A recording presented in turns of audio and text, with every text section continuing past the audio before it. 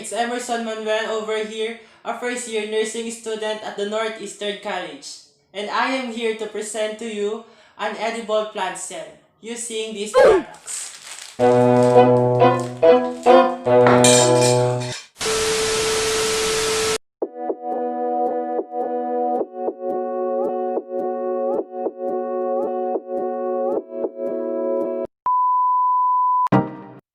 In doing an edible plant cell, I need a plate for me to put all these materials or food for the edible plant cell.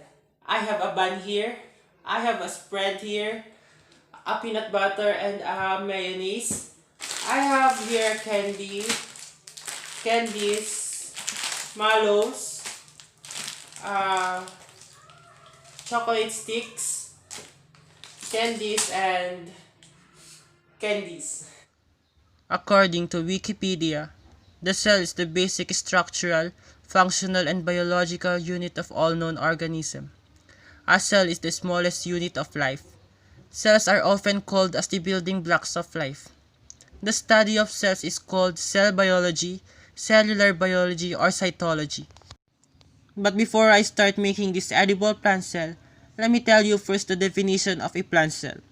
Plant cells are eukaryotic cells that vary in several fundamental factors from other eukaryotic organisms.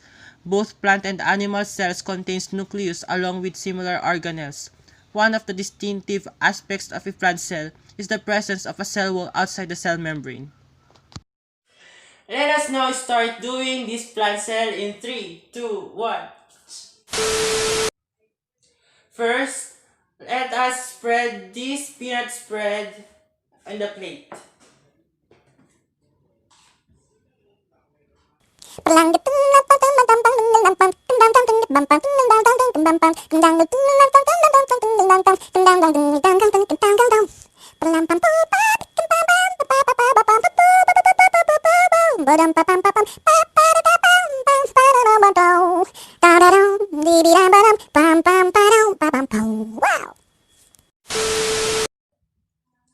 And that's it. I have already done my edible plant cell.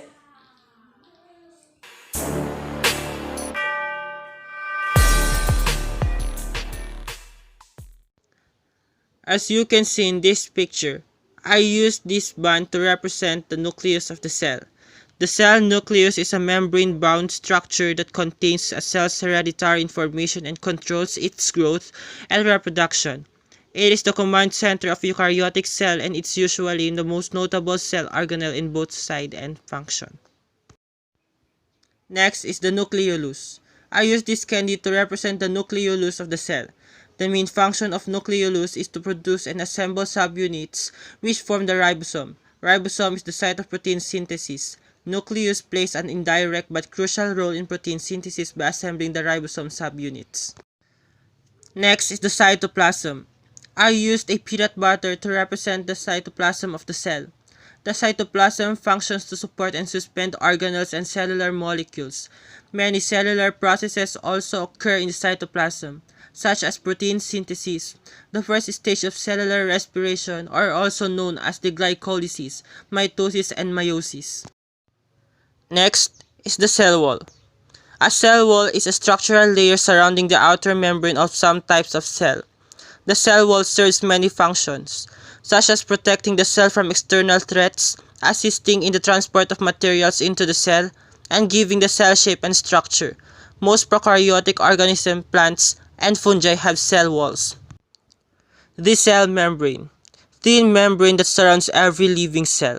The cell membrane functions as a barrier keeping cells' constituents in and unwanted substances out, and as a gate, allowing transport into the cell of essential nutrients and movement from the cell of waste products. The vacuole. A vacuole is an organelle in cells which functions to hold various solutions or materials. This includes solutions that have been created and are being stored or excreted, and those that have been phagocytized or engulfed by the cell. Next is the mitochondria. The main job of a mitochondria is to perform cellular respiration. This means It takes in nutrients from the cell, breaks it down, and turns it into energy. This energy is then in turn used by the cell to carry out various functions. Each cell contains in a different number of mitochondria. The Golgi apparatus. The main function of the Golgi apparatus is the ability to deliver vesicles or packets of various cell products to different locations throughout the cell. The Golgi also has important functions in tagging vesicles with proteins and sugar molecules, which serve as the identifiers for the vesicle so they can be delivered to the proper target. A ribosome. A ribosome is a complex cellular mechanism used to translate genetic code into chains of amino acids. Long chains of amino acids fold and the chloroplast. The function of chloroplast is to produce energy for the cell through the process of photosynthesis. The chloroplasts of a cell are filled with a pigment called chlorophyll, which captures the energy in certain wavelengths of light. This pigment is also what is responsible for plants and algae having their green color. The smooth and rough endoplasmic reticulum.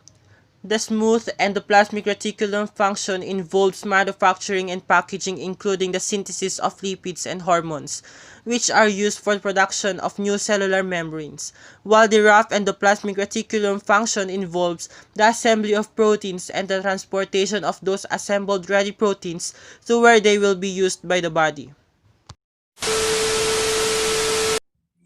That's all for today. Thank you for watching.